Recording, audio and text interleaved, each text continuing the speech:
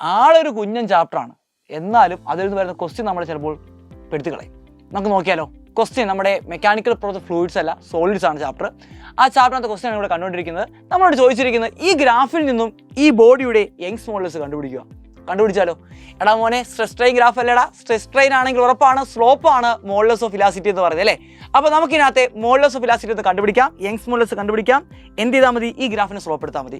Slope എടുക്കാൻ നമുക്ക് പോയിന്റുകൾ വേണം അല്ലേ? അപ്പോൾ ഞാൻ ഈ ഒരു പോയിന്റ് എടുക്കുമ്പോഴത്തേക്കും എനിക്കിവിടെ കിട്ടുന്നത് അവിടുത്തെ സ്ട്രെസ് എന്ന് പറയുന്നത് എത്രയാണ് മക്കളെ? സ്ട്രെസ് എന്ന് പറയുന്നത് 150 ആണ്. സ്ട്രെയിൻ എന്ന് പറയുന്നത് 0.002 ആണ്. അപ്പോൾ നമുക്ക് ആൻസർ എഴുതാം.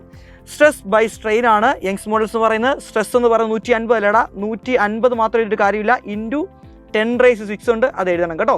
Divide by strain 0.002.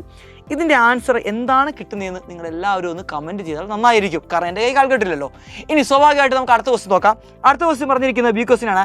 Approximate yield strength of this material. ഈ മെറ്റീരിയലിൻ്റെ ഈൽഡ് സ്ട്രെങ്ത് ആണ് കണ്ടുപിടിക്കുക. അൾട്ടിമേറ്റ് സ്ട്രെസ് ആണ് കണ്ടുപിടിക്കേണ്ടത്. നമുക്ക് എല്ലാവർക്കും അറിയാം അൾട്ടിമേറ്റ് സ്ട്രെസ് എന്ന് പറയുന്നത് എന്താണ് മക്കളെ? ഈ ഗ്രാഫിന് ഏറ്റവും ടോപ്പ് സ്ട്രെസ് കണ്ടുപിടിച്ചാൽ മതി. ഏറ്റവും ടോപ്പ് എന്ന് പറയുന്നത് അല്ലടാ, ഇതിൻ്റെ ഒരു അപ്രോക്സിമേറ്റ് വാല്യൂ എന്ന് പറയുന്നത് 300 ആണ്. അപ്പോൾ നമുക്ക് ആൻസർ എഴുതാം. ബി ക്വസ്റ്റ്യൻ ആൻസർ എന്ന് ഇതേ ക്വസ്റ്റ്യൻ ആൻസർ ആണ്. ബി ക്വസ്റ്റ്യൻ്റെ ആൻസർ എന്ന് പറയുന്നത് 300 × 10⁻⁶ Nm/m², അല്ലെങ്കിൽ എന്താണ്? പാസ്കലാണ്. അപ്പോൾ ഈ ക്വസ്റ്റ്യൻ മനസ്സിലായെന്ന് വിശ്വസിക്കുന്നു. അപ്പോൾ നമുക്ക് ലൈവിൽ കണ്ടുമുട്ടാം. Bye bye.